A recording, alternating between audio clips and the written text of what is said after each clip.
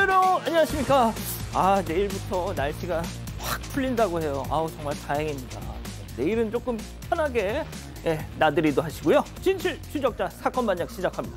자, 지난해 6월 그룹 BTS 멤버 진 씨에게 프리허그 행사장에서 키스 뽀뽀를 했다가 최근 재판에 넘겨진 50대 일본인 여성. 경찰 조사에서 분합니다. 뽀뽀가 범죄가 될 줄은 정말 몰랐어요 했답니다. 아니, 일본에서는 이게 범죄가 아닌가요? 연예인들은 팬들의 스킨십 공세 다 받아줘야 합니까? 에이구. 자, 오늘 출연자 소개해 올리죠. 네. 자, 김하은 아나운서, 박지훈 변호사, 박상희 한국열린사이버대 교수, 손수호 변호사 나오셨습니다. 안녕하세요. 안녕하세요. 예. 자, 사진부터 달립니다. 자, 지난 일요일 저녁 7곡 휴게소 여자 화장실이 고장이 났더라고요. 그래서인지 조끼를 맞춰 입은 아줌마 부대가 남자 화장실 쓴다고 저렇게 우르르 몰려왔습니다. 이게 맞는 건가요? 하신 김성민님. 자, 경기 동두천입니다. 가운데 SUV 주차해 놓은 것 좀 보세요. 연락처도 없어. 덕분에 저 조수석으로 탔습니다. 예끼 인간 하신 김민호님. 자, 부산 동네입니다. 자전거 탄 고라니 때문에 10년 감수했어요. 보세요. 신호 좀 지켜 이 녀석들아 하신 양소정님. 감기 걸렸단 말에 손수 레몬차 타주신 수원 메탄삼동 하늘채상가 GS25 사장님 사랑해요 하신 이정현님. 그리고 울산의 조현정님, 대구의 김동자님 모두 사랑합니다. 자, 재미는 물론 의리로 함께하는 크게 해주세요. 아세사바주세요. 치르고 대한민국과 전 세계 동포 가족 여러분의 시선을 모아서 출발합니다.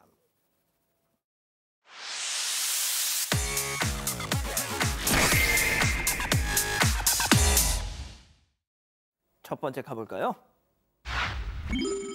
달걀 논란의 입연 이경실입니다. 자, 방송인 이경실 씨가 판매하는 달걀 브랜드 우아란 이번 주 내내 논란이더라고요. 자, 쉽게 말해서 비싸면 안 되는데 쓸데없이 비싸다 하는 고가 논란입니다.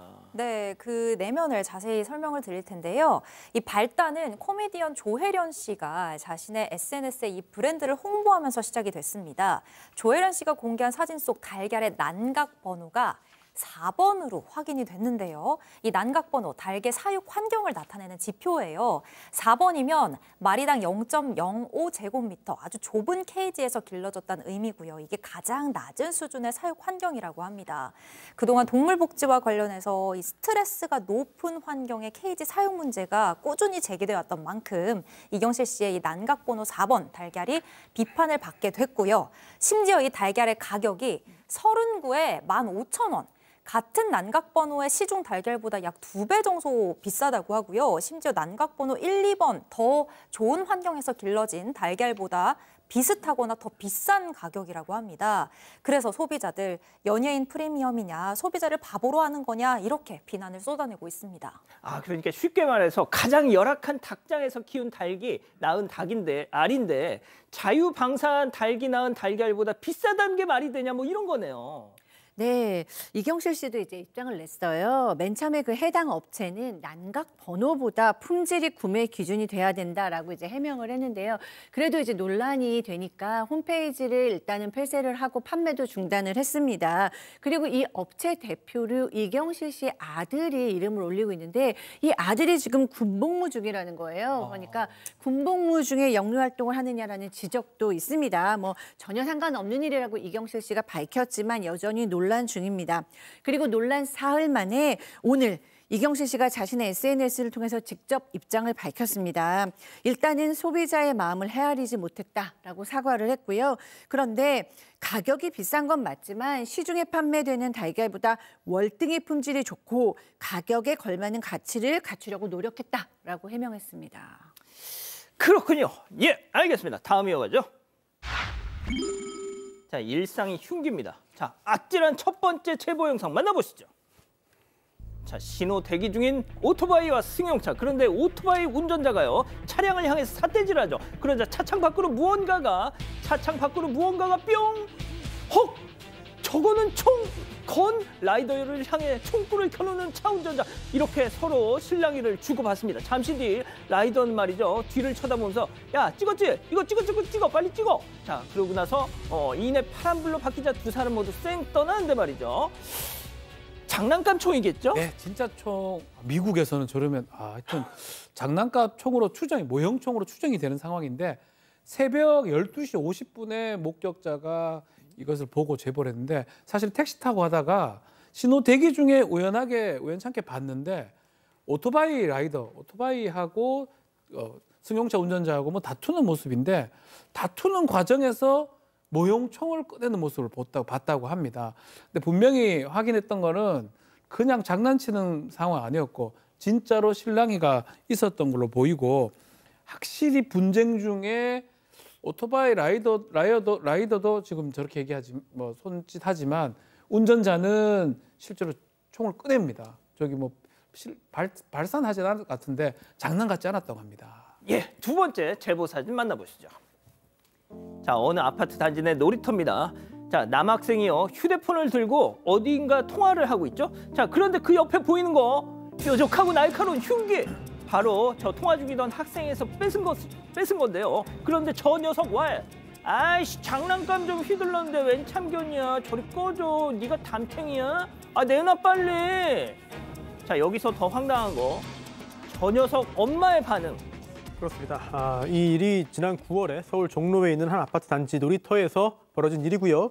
제보자가 당시 현장에 있다가 이 중학교 2학년 학생이 나무를 찌르고 근처에 있던 어린아이들을 막 위협하는 행동을 하니까 이걸 참지 못하고 막았습니다. 그래서 저거를 뺏었는데 보니까 장난감이긴 했어요. 하지만 이게 더 딱딱하고 단단하고 날카로우니까 나무에도 손상이 생겼고 또 실제로 어린아이들에게 해를 끼칠 수 있는 그런 상황이었거든요. 그래서 이걸 뺏었더니 저 아이가 전화로 이제 집에도 연락을 하고 조금 전에 소개해드린 그런 이야기들을 한 겁니다. 자, 그런데 이 아이 엄마와 통화가 연결됐습니다. 예. 그랬는데 아니 왜 갑자기 우리 애한테 이렇게 하냐 그러면서 제보자에게 욕설을 한 겁니다.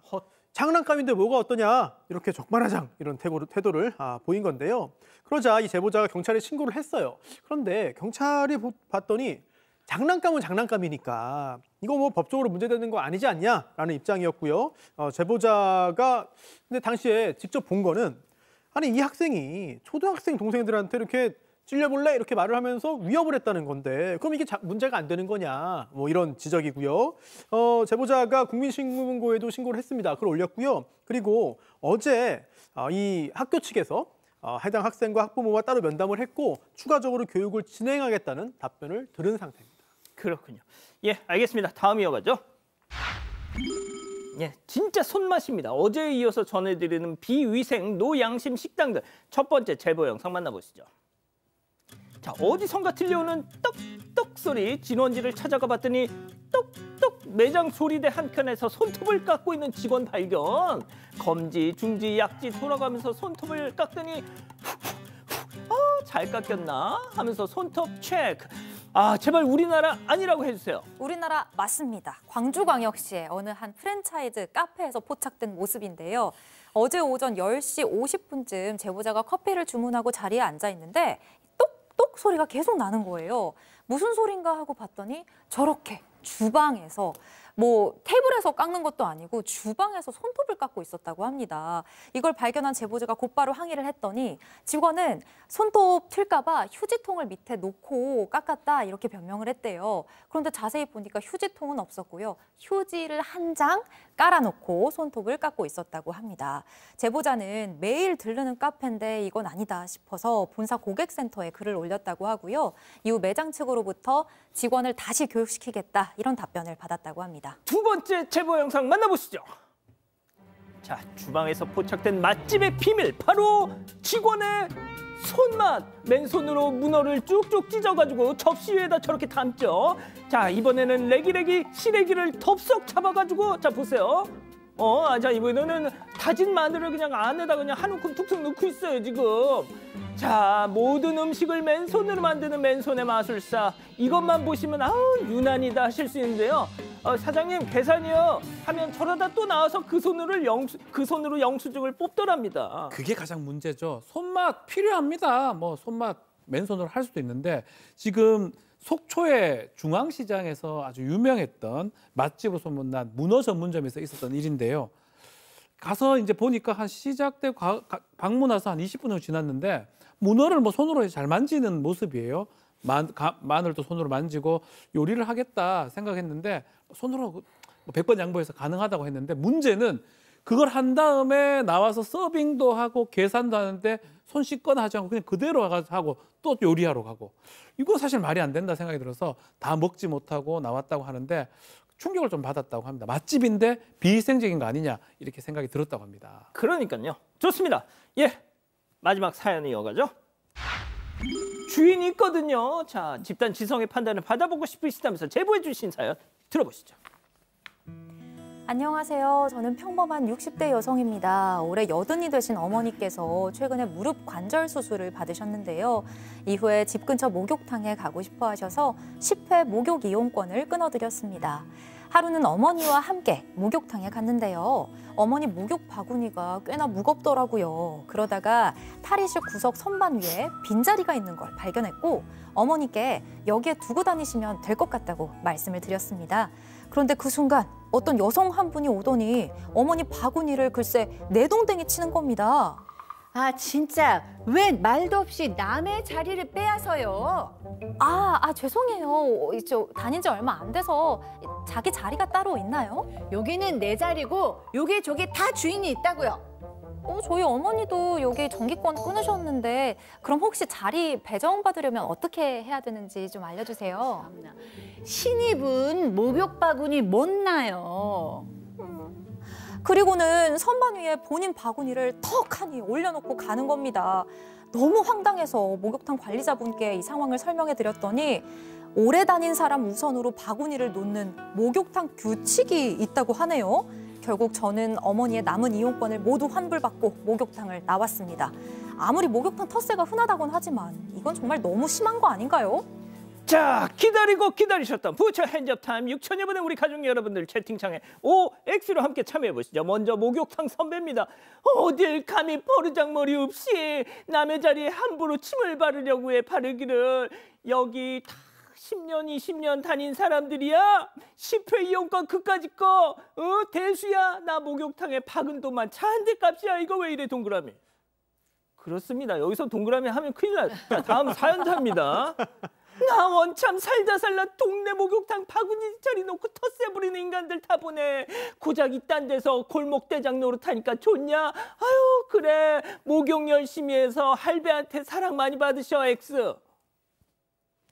아유 왜 큰일 날 뻔하셨어 손 변호사님. 네, 제가 목욕탕을 가더라도 바구니를 가지고 가지 않기 때문에 제가 뭐 이 문화를 잘 몰라요. 근데 수영장이나 이제 목욕탕에 이런 텃세들이 있다고는 하는데 제가 당해보진 못했습니다. 그런데 설령 그런 문화가 있다고 아주 마음을 넓게 본다 하더라도 그냥 와가지고 내동댕이 쳤잖아요. 그 자체만으로도 도저히 용납할 수 없다라는 생각이 듭니다. 예, 그 문화를 조금은 아실 것 같아요, 우리 교수님. 네, 동네 목욕탕 가면은 여러분들이 막 오셔가지고 너무 꼬치꼬치 물으시고 그러세요. 좀 불편한 것도 사실인데 어쨌든 뭐 동네 친한 분들이 다 모이시니까 그렇죠. 근데 저는 이 주인이 얘기한 말이 더 충격적이에요. 오래 다닌 사람 우선으로 바구니를 놓는 목욕탕 규칙이 있다. 네, 이런 규칙은 없어야죠. 그러니까 누구나 다 똑같이 차라리 유로로 그냥 이렇게 사물함처럼 만드시든가 이거는 좀 새로 간 사람들한테 불쾌감을 줄 수 있다는 생각 듭니다. 그러니까요, 박 변호사님. 그런 룰이 어디 있겠습니까? 그냥 답변하는 과정에서 했던 얘기 아닌가 생각이 들고 실제로 범죄가 될 여지도 있어요. 이렇게 그 아줌마 한 행동들. 그러니까 뭐 그까지 하지 않겠지만 손해배상 청구할 수도 있는 전 상황 아닌가 생각 들어요. 선반이잖아요. 예. 사실은 자리가 없다고 봐야 되고 그럼요. 필요한 자리에 그냥 그날 바꾼다고 그렇게 예측을 하고 또 예상을 하고 움직이는 거기 때문에 아주 불합리해 보입니다. 자, 우리 가족 여러분들 뭐라고 하시나요? 저희 가족 여러분들 많은 분들이 이런 거 처음 들어봤다고 하셔요. 순이손님께서는 목욕탕도 선배 있고 후배가 있나 봐. 이런 거 처음 봤네라고 말씀 주셨거든요. 비타민 누나님. 집밥, 집 욕실이 제일입니다. 진짜 더러워서 안 간다고 말씀 주셨습니다. 그렇군요. 예, 제보 메일, 제보 카톡 많이 연락 주시고요. 잠시 후 돌아옵니다. 채널 고정 리모컨 톤터치. 예. 누구 왔어요? 광고를 해라 그냥. 올겨울 당신을 찾아온 랍스터 크로스의 선물. 랍스터 컬렉션. 오직 서브웨이에서만. 감기 시작했다. 탕클 마셨다. 감기 시작했다. 판콜 마셨다. 감기 시작했다. 판콜 마셨다. 마시니까 빠르다. 감기엔 판콜. 외우면서도 한 번쯤은 가보고 싶었어. 떠나자, 알바몬으로. 익숙한 공간을 떠나 알바도 하고 좋은 기억도 쌓고 알바 여행이 되다. 알바몬. 인간은 주로 먹는다. 탄수화물, 단백질, 지방 3가지. 그리고 소화한다. 위, 상부, 하부, 소장에서 3단으로 3단 맞춤 소화. 이제 소화는 3단 캡슐이다. 다제스.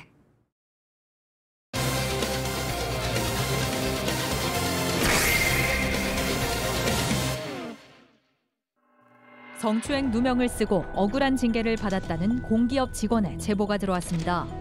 경찰과 검찰, 민사재판까지 모두 무혐의로 결론 났지만 회사에서는 여전히 징계를 유지하고 있다는 주장입니다. 어떻게 된 일인지 알아봅니다. 예, 이 정년퇴직을 한 달 앞둔 공기업 직원이 3년 전에 있던 일로 저희한테 제보를 하셨습니다, 교수님. 네, 2022년 12월에 이 제보자께서는 회사에서 진행한 회식을 참석했대요. 그런데 이 회식이 대규모 회식이었다고 합니다. 그러니까 연말이기도 했고 신입사원들도 있고 뭐 겸사겸사 열렸는데 이날은 팀 직원뿐만 아니라 구내식대 영양사님, 조리사 아주머님들까지 다 참여를 하셨대요. 그런데 이 회식에서 일어난 사건으로 지금까지도 억울한 시간을 보내시고 계시다고 합니다. 자, 그럼 그날 회식에서 어떤 사건이었는지 제보자 얘기 들어보시죠. 그 회식 장소에서 직원분들이니까 술 한 잔씩을 따라 주는데 제가 성희롱했다는 여자분이 이제 제가 그 사이에서 하다 보니까 이제 일어났더라고요. 그래서 이제 옆에 보니까 저도 몰랐는데 일어나 있어서 저 때문에 서 있으니까 미안하잖아요. 그래서 이제 앉으시라고 해서 이제 손으로 했는데 그게 옆구리가 닿더라고요. 근데 그걸로 성희롱이라고 해가지고 회사에서 징계를 받고 4월 7일 날 고소를 당했습니다. 아, 그러니까 회식에서 터치가 있었군요. 손 변호사님. 그렇습니다. 당시 팀장이었는데요, 이 제보자가.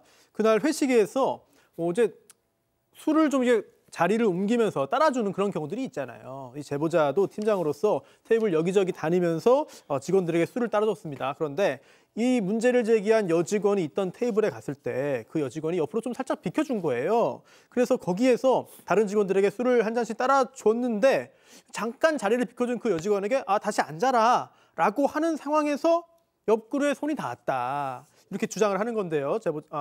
주장을 하는 건데 그런데 이 제보자는 그때 옆구리에 손이 닿은 것조차는 알지 못했다. 인식도 못했다라고 주장을 하고 있습니다. 그리고 그날 당일 어떤 문제가 제기된 건 아니고요. 며칠 후에 그 여직원이 사실은 전에도 내가 성추행 당한 적이 있는데 그때는 그냥 넘어갔다. 하지만 이번에 또 이런 일이 생겼기 때문에 못 넘어간다라고 주장하면서 회사에 이 일을 알렸고요. 징계 절차가 진행됐어요. 그래서 감봉 3개월 징계가 내려졌습니다. 결국 보직 해임됐고 다른 지역으로 강제 발령까지 받았습니다. 자, 그 해당 여직원은 경찰에 신고도 했습니다. 결과는 어땠을까요? 체크포인트 짚어보죠. 이건 아닌 듯. 자, 이게 무슨 얘기일까요? 또 얘기 들어보시죠. 경찰에서 불송치가 떨어졌어요. 그렇게 해가지고 그 여자분이 검찰에 다시 이의 신청을 했어요. 거기서 패소를 또 했습니다. 그 다음에 고등법원에 또 제소를 했어요. 거기서도 패소를 했습니다. 그 다음에 이 여자분이 민사를 또 소송을 했어요. 그래서 제가 민사 1심에서 이겼습니다. 한 2심을 또 했어요. 그 2심에서도 제가 이겼어요. 그래서 변호사비를 다 받았습니다. 일단 법적인 판단으로는 앞서 보신 그 제보자의 행동, 성추행은 아니다. 맞습니다. 두 가지 다 했어요. 일단은 형사 고소를 했어요. 제보자를 강제추행죄로 고소를 했는데 경찰에서도 무혐의, 불송치. 그래서 검찰에서 결국은 불기소 결정이 났고요. 그렇게 되니까 또다시 민사소송을 진행을 했다고 합니다. 손해배상 3,400만 원 달라라고 요구를 했는데 마찬가지로 법원에서 기각 결정이 떨어졌습니다. 이유는 그런 거예요. 두 가지 정도 사건인데 일단 엘리베이터에서 자기 어깨에 손을 올렸다 이렇게 주장을 했던 부분인데 이 경찰이나 검찰, 법원에 좀 확인해 보니까 CCTV 확인해도 이 장면을 찾을 수가 없었기 때문에 이 부분은 혐의가 없고요. 또 두 번째, 회식 장소에서 제보자가 내 허리를 감쌌다라고 했던 부분, 경찰, 검찰, 법원에서는 뭐 그거가 닿는 거는 보였는데 요게 일반적 상식에서 성추행은 아니다. 그냥 성적 의도를 갖고 한 행위는 아니라고 판단을 내린 것입니다. 자, 일단 법적인 판단은 그렇게 결론이 난 것 같은데, 자, 그렇다면 이제부터는 회사의 어떤 앞서 내려졌던 징계 문제가 남아 있잖아요. 그렇죠. 당연히 법적으로 처리를 했을 때 무혐의가 나오면 이거 다 철회해달라라고 제보자가 요구를 했었고 회사에서도 그렇게 하기로 약속을 했었는데요.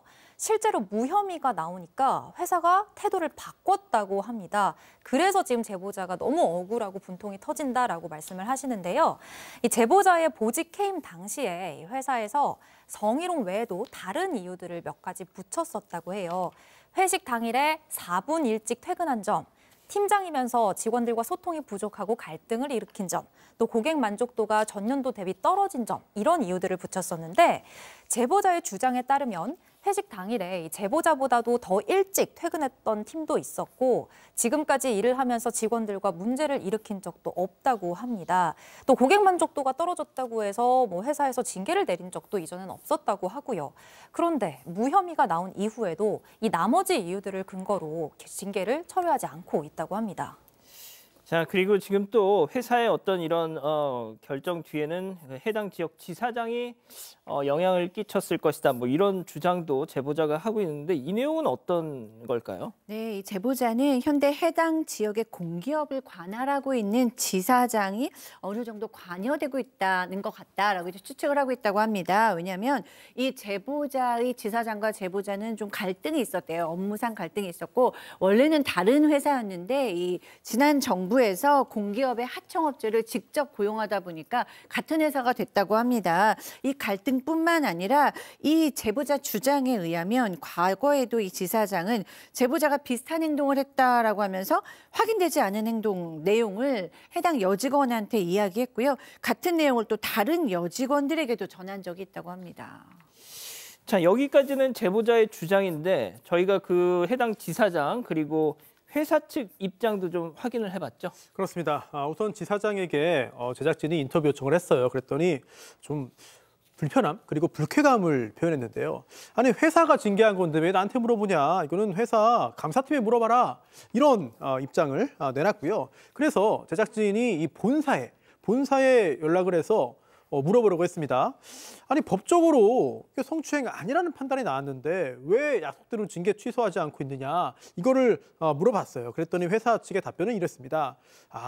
이 성추행이 아니라 성희롱으로 징계한 겁니다. 그리고요 그 당시 회식 자리에서 있었던 게 우리가 볼 때 회사에서 볼 때 이거 성희롱입니다.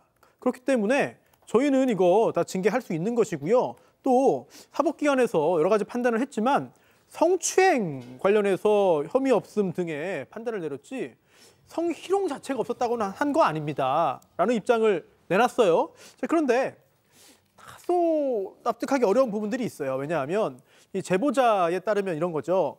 민사소송도 있었잖아요. 그리고 제보자가 다 이겼는데 이 판결문에 성희롱으로 볼 수 없다는 내용이 있다는 거예요. 만약 그렇다면 이 회사 관계자의 조금 전 설명드린 그 해명이 앞뒤가 좀 맞지 않을 수 있다 이런 생각이 들거든요. 제보자는 이 회사의 이 해명을 듣고는 이게 무슨 말장난이냐 이런 이런 생각으로 분통을 터뜨렸고요. 또 제보자가 이미 한참 전에 있었던 일인데 이렇게 제보를 한 이유가 명예회복 때문입니다. 즉 제보자 입장에서는 억울한 징계를 받았고 3년 동안 회사에서 투명인간 취급을 당했다. 굉장히 고통스러운 시간이었기 때문에 다음 달 정년퇴임을 앞두고 명예회복을 위해서 사건 반장에 제보를 하게 됐다고 밝혔습니다. 예, 아무튼 뭐 이번 건은 법적인 판단을 거쳐서 문제가 없다라고 결론이 나긴 했습니다만 참 저희가 뭐 비슷한 사건 사고들 전해드립니다만 남의 몸에 일단 이게 뭐 의도가 있든 없든 손을 안 대는 거 그게 참 중요한 것 같습니다. 자, 첫 번째 사건 마무리하고요. 두 번째 이어갑니다.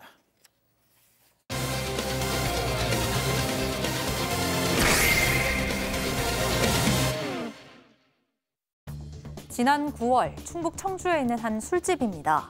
이 모자를 쓴 남성이 혼자 들어와서는 바 테이블에 자리를 잡고 왔는데요. 맥주 한 잔을 시키고는 요리를 하느라 분주한 여사장과도 이런저런 얘기를 나눕니다. 그런데 잠시 후 경찰이 출동했는데요.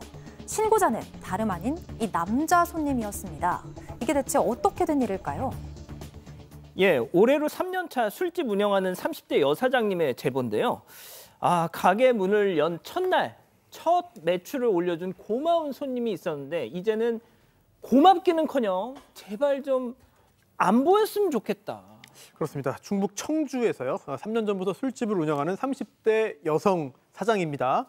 그런데 처음 가게 문 열었을 때 그날 저녁 대여섯 시, 5시, 6시 때부터 영업을 했어요. 근데 이게 정식으로 문 연 게 아니라 일종의 가오픈 기간이었기 때문에 지인들 뭐 오겠지라고 생각했는데 이 중년의 남자 손님이 온 겁니다. 근데 혼자 와서 괜찮은 좀 비싼 메뉴 시키고 점잖게 먹고 가가지고 그 손님을 다 직원들까지 기억을 했거든요. 그런데 그 후에도 종종 찾아왔는데요. 어느 비 오는 날 앵무새를 데리고 이 가게로 온 거예요. 네.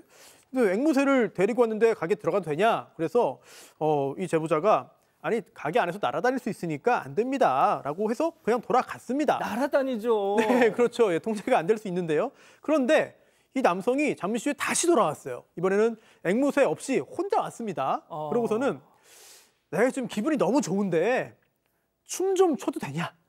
이렇게 물어봤어요. 그래서 이 제보자가 안 됩니다 라고 했는데 그때 가게에 다른 손님들도 있었거든요. 근데 다른 손님들이 약간 뭐 술 취한 기분 좋은 상태니까 그 취기에 괜찮다 춤추라고 해라. 그런 분위기에서 정말 춤을 췄습니다. 그러고서는 내 춤 공연을 봐줘서 고맙다 라면서 이제 다른 모든 테이블에 이제 다 대신 결제해 준 거 있잖아요. 골든벨. 예. 네, 골든벨을 울립니다. 이제 사장님이 이제 그러지 말라고 했는데도 30만 원 정도 결제를 했어요. 그때까지만 해도 굉장히 특이한 분이네, 재밌는 분이네라고 생각을 했죠. 그런데 다음 날 이 손님이 가게에 연락을 했어요. 전화했는데 아니 이거 결제가 좀 이상하다. 이거 왜 이렇게 많이 결제됐냐라는 취지의 전화를 한 거죠. 그래서 사장님이 어제요 이러저러한 일이 있었는데 술 취하셔서 기억을 못 하시는 것 같습니다 라고 했더니 그렇네요. 제가 술 취해서 그랬나 봐요 라고 그날은 그렇게 대화가 끝난 거죠. 앵무새, 골든벨, 춤, 다음 날 또 이 가게 영수증 이거 30만 원 뭐야 이거 이상합니다. 네, 근데 이제 그 이후로는 이제 점점 더 이상해졌어요.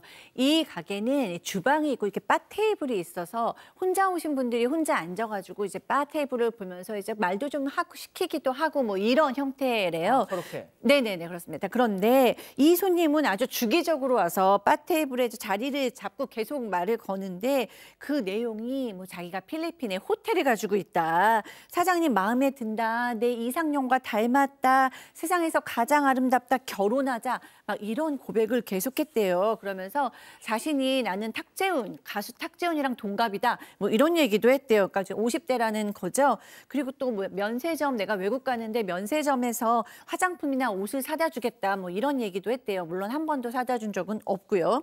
그런데 계속해서 말을 시키니까 별다른 대꾸를 하지 않거나 이제 말 걸지 마세요. 이렇게 또 싫은 티를 냈기도 하는데 그때는 또 뭐라고 얘기하면 사실은 내가 부인이 5명이 있고 내 여자친구는 마카오에 있는 호텔의 상속녀다. 막 이러면서 도리어 자기가 더 크게 화를 내기도 했다고 합니다. 그리고 이 사장님께서 다른 손님하고 얘기를 시작하면 화가 났는지 계산도 안 하고 막 그냥 나가버렸대요.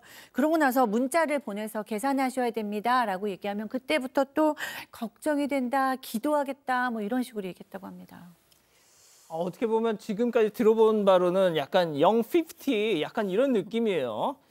자, 그런데 어느 날 이 손님이 가게 문을 열기도 전에 딱 와가지고는 대뜸 이런 말을 했다는 겁니다. 체크포인트 짚어보죠.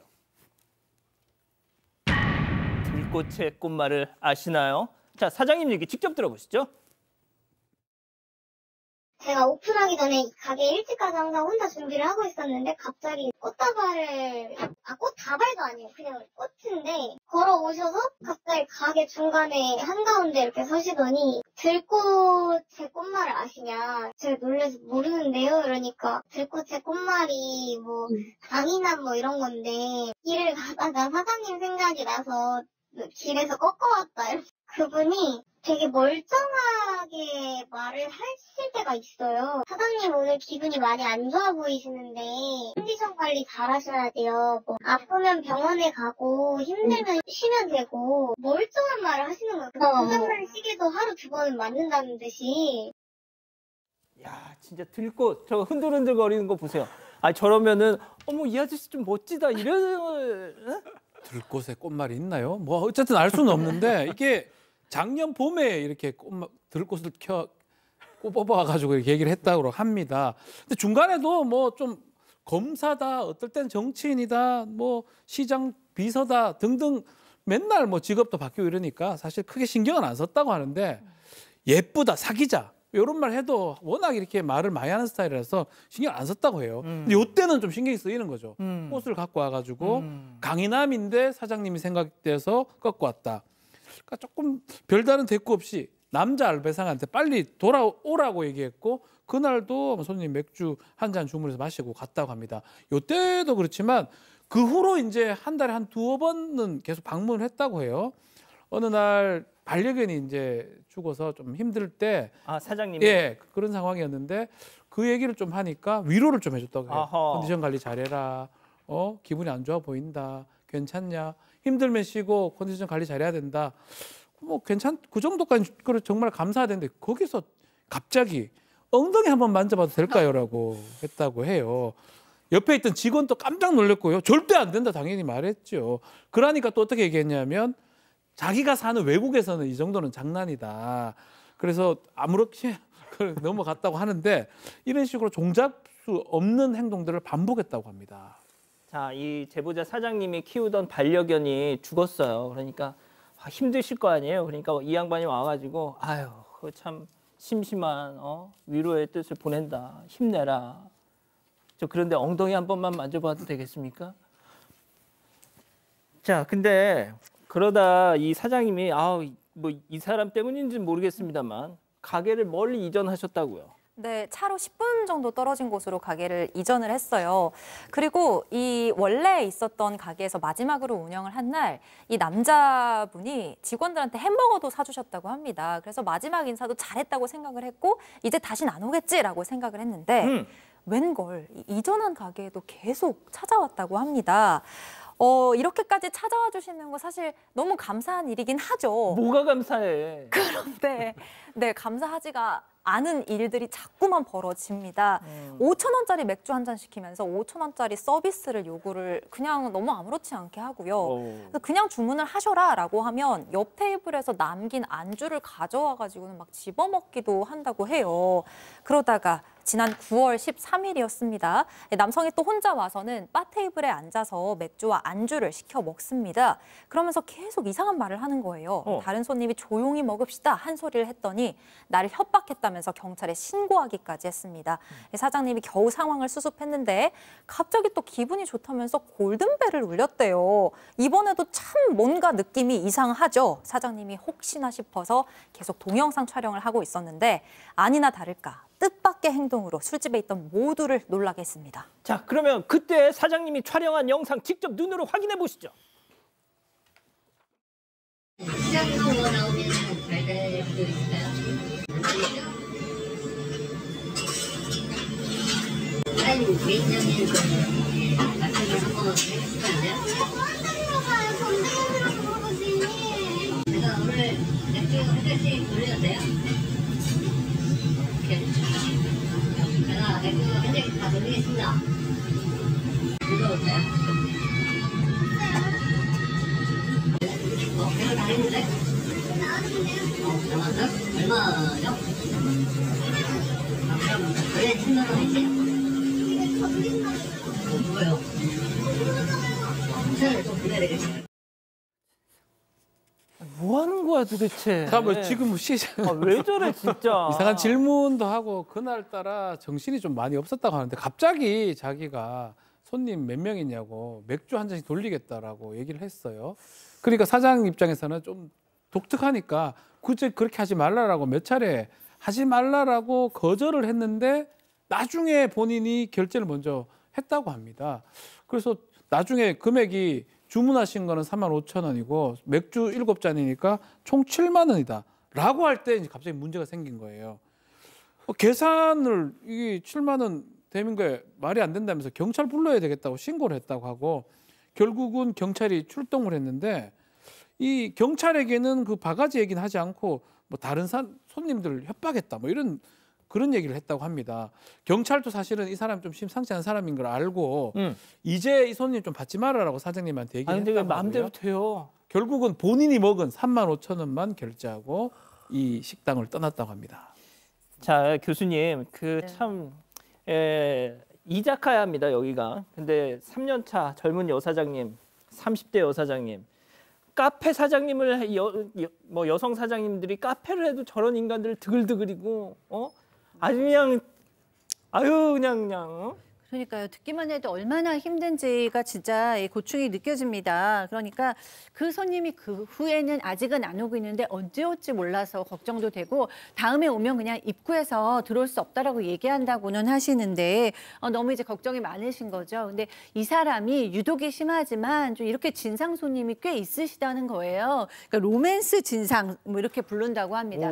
그래서 이제 여자 뭐 아르바이트생이나 직원들한테는 웃어주지 마라, 친절하지 마라. 이렇게까지 얘기를 하신대요. 그런데도 이제 이런 손님들이 있어서 너무 걱정이 되고요. 그다음에 여기는 그냥 술과 음식을 파는 곳일 뿐이다. 좀 자영업자의 고충을 이해해달라. 그리고 기본적인 매너는 좀 지켜달라고 하셨습니다. 예, 요즘 그 영포티라고 해가지고 그 어떤 특정한 그 차림새가 요즘 막 유행이잖아요. 아, 참 본의 아니게 좀 비슷해요, 차림새가. 자, 두 번째 사건 정리하고요. 별별 상담소 이어갑니다.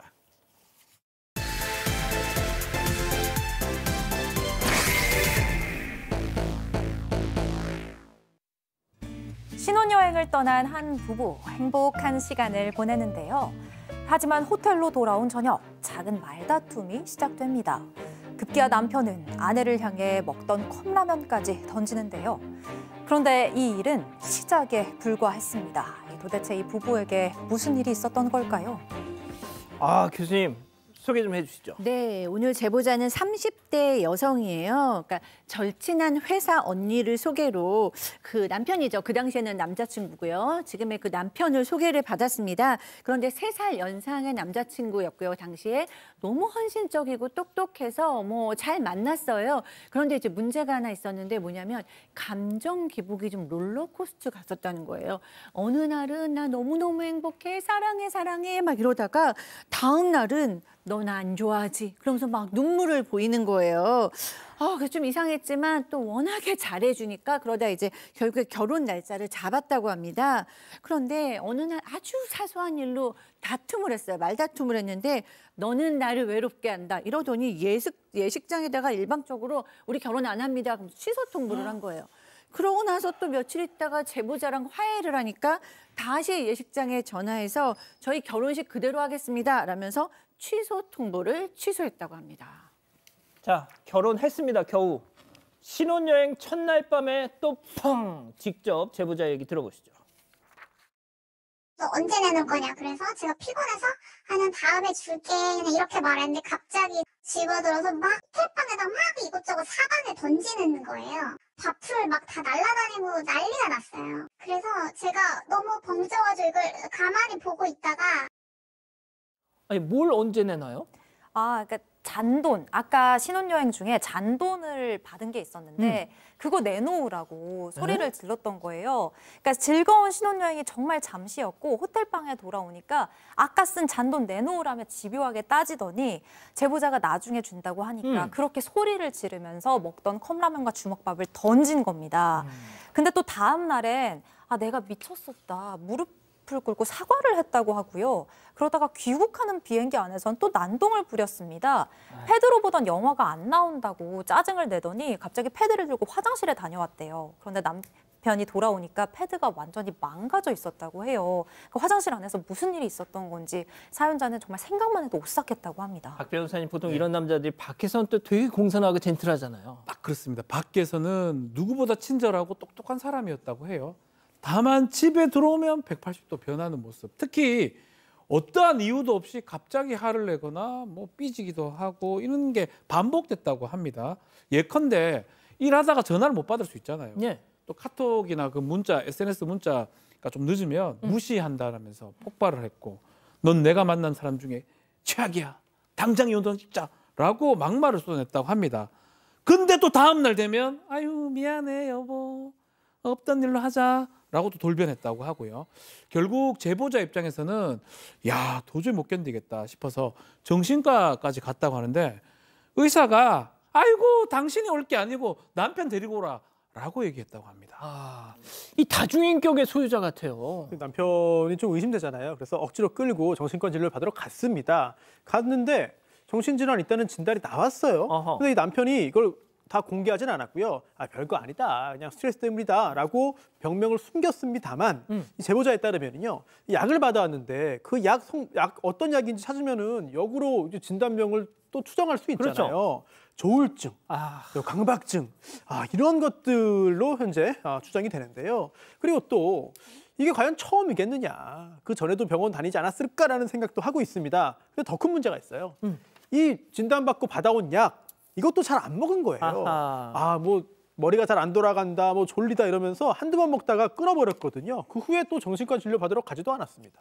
결국 우려했던 일이 제보자 얘기 이어서 들어보시죠. 주방으로 밀은 다음에 주먹으로 치더라고요. 이 오른쪽에 칼이 있었어요. 그래서 딱 순간 든 생각이 나를 찌르든 본인을 찌르든 지금 사고 치겠다 싶어가지고 저도 한 대 쳤어요. 그러니까 남편이 하는 말이 야 우리 이거 쌍방폭행이네 하면서 이제 신나게 저를 주먹으로 얼굴을 치는 거예요. 그래서 제가 피를 줄줄 흘리면서 신혼집을 뛰쳐나왔어요.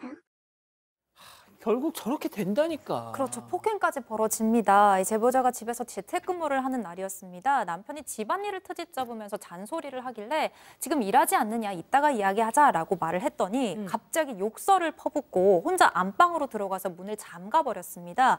결국 제보자 거실에서 밤을 보내고 다음날 아침이 됐는데요. 남편이 제보자를 보더니 네 얼굴 보니까 발로 차버리고 싶다 이런 말을 합니다. 그리고는 부엌에서 흉기를 꺼내서 소파를 긋는 충격적인 모습을 보였습니다. 제보자가 말리니까 그때부터 제보자를 밀치고 때리고 폭력이 시작된 건데요. 이 남편 옆에 있는 흉기를 본 제보자, 자기도 모르게 방어적으로 한 대 쳤대요, 남편을. 그랬더니 이거 쌍방폭행이네? 라는 말을 하고는 전과는 비교도 할 수 없을 만큼 아주 센 강도로 폭력을 이어갔다고 합니다. 그래서 어떻게 됐습니까? 못 살죠. 결국 집을 나와서 이혼을 통보를 했는데 또 그때부터 또 갑자기 잘할게 계속 그 일이 반복되니까 결국 시부모한테 얘기를 했다고 합니다. 시부모가 무슨 소리 하느냐. 우리 애 그런 애 아니다. 과외 한 번 안 시켜 전교 1등 했다. 쏙 한 번 안 시키긴 했는데 무슨 말을 했냐. 이렇게 얘기를 했다고 해요. 또 남편이 나중에 폭행만 고소 취소해주면 이혼해주겠다라고 그 얘기 조건 냈는데 이 제보자 입장에서는 언제 어떻게 폭발할지 모르니까 매우 두려운 상태라고 합니다. 자, 손 변호사님, 시간 관계상 좀 짧게 좀 부탁드릴게요. 네. 안전한 이혼이 중요할 것 같습니다. 그렇습니다. 지금 이혼 교섭 중이거나 또는 이혼 소송 중에 단둘이 만났다가 큰 화가 발생하는 경우들이 있거든요. 좀 이 사연 좀 걱정이 돼요. 또 안 그래도 남편의 폭력성이 확인이 됐기 때문에 좀 단둘이 만나는 그런 상황을 좀 조심할 필요가 있지 않느냐 이런 생각이 듭니다. 자, 교수님이 정리 좀 해주시죠. 네, 이 케이스는 단순히 감정 기복 혹은 부부 갈등 사례가 아닙니다. 여기는 굉장히 심각한 조울증이나 경계선형 인격 장애 플러스 간헐적 폭발 장애 플러스 약을 먹지 않는 의지가 없는 게 합쳐져서 범죄 사례로 봐야 되는 거죠. 폭력을 쓰고 흉기를 쓰고 욕을 하고 그다음 비행기 안에서 소란까지 피웠어요. 그런데다가 이제 이렇게 약까지 안 먹으면 폭력 기간은 더 짧아질 수 있고 강도는 더 높아질 수 있어요. 세질 수 있습니다.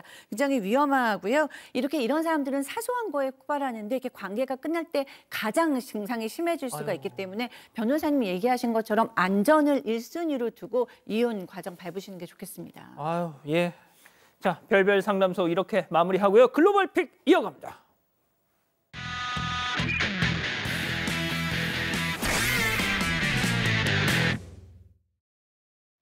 사람들이 타고 있는 보트 옆에서 범고래들이 느긋이 헤엄을 치고 있습니다.